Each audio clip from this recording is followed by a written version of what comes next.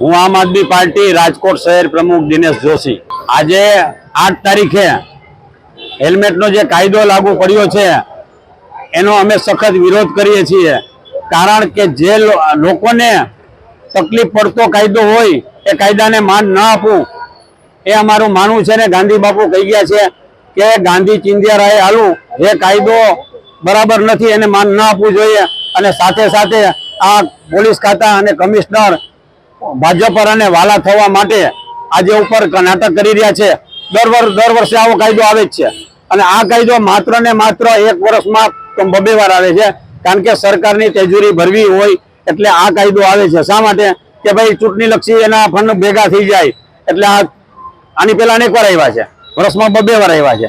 હવે હું તમને એક વાત કરું, હેલ્મેટ થી ઘણી તકલીફો થાય છે લોકોને, સાઈડમાં દેખાતું નથી। પેલા ખાડાનું કરો, રાજકોટમાં કેટલો દારૂ વેચાય છે, દારૂ પીને લોકો માથે ગાડી ચડાવી દે છે। હવે તમને કહું કે મેં કમિશનરને મળ્યો હતો, પોલીસ કમિશનરને કીધું, મેં તો સાહેબ અમે વિરોધ કરીએ છીએ, ચાલો અમે વિરોધ નહીં કરીએ, તમે એક લેખિત આપો કે હેલ્મેટ પહેર્યો હશે એનું મૃત્યુ થશે તો જવાબદારી અમારી, તમે આપશો જવાબદારી લ્યો છો? તો કે અમે કોઈ જવાબદારી ન લઈ।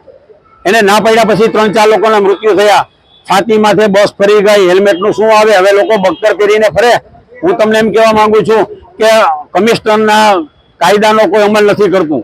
નંબર વાળી ટ્રકો કેટલી ફરે છે, ઓવરલોડ ગાડી હોય છે, રેતી ભરેલી હોય છે, એમાં કોઈ જાતના નંબર ન હોય કારણ કે હપ્તા પહોંચતા હોય છે। અમારો વિરોધ એટલો છે કે હેલ્મેટનો કાયદો ખરેખર સિટી માટે નાબૂદ કરવો જોઈએ અને રાજકોટમાં તો ન જોવો જોઈએ, હાઈવે ઉપર રાખવા અમે એનો વિરોધ નથી કરતા। અમારે કાર્યક્રમ છે હેલ્મેટ વિરોધી અમારો કાર્યક્રમ છે। તમે જુઓ છો કે લોકોને લૂંટવા માટે દાડે ને દાડા ઉતરી ગયા છે, દાડે ને દાડા। તમને કહું જાણે એક મશીન ગન જ બાકી છે લાવવાની, તોપું લાવવાની બાકી છે, બાકી બંદૂકો ને હજારોની સંખ્યામાં પોલીસો ઉતરી પડી છે। આ એકદમ ગેરવ્યાજબી છે। હું તમને કહું ભાજપના નેતાઓ કેમ ચૂપ છે અત્યારે? રામભાઈ મોકરિયા ક્યાં છે?